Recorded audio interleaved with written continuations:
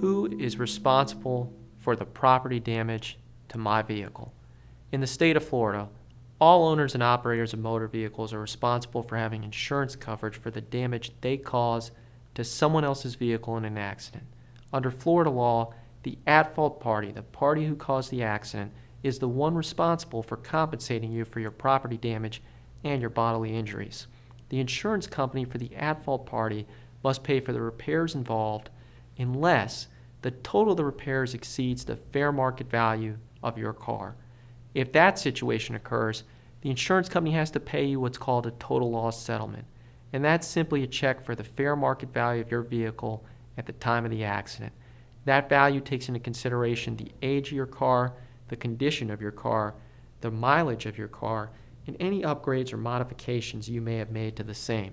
Oftentimes, the Kelley Blue Book or other similar valuation type of websites are used by insurance carriers to make this determination.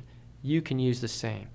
You're also entitled to reimbursement for having to obtain a rental vehicle for the time the insurance company takes to either repair or replace your car. You may also be entitled to what's called loss of use.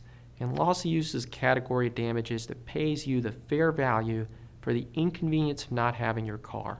It's highly subjective, and oftentimes these claims develop after an insurer has dragged their feet in properly settling and handling your property damage claim in a timely manner.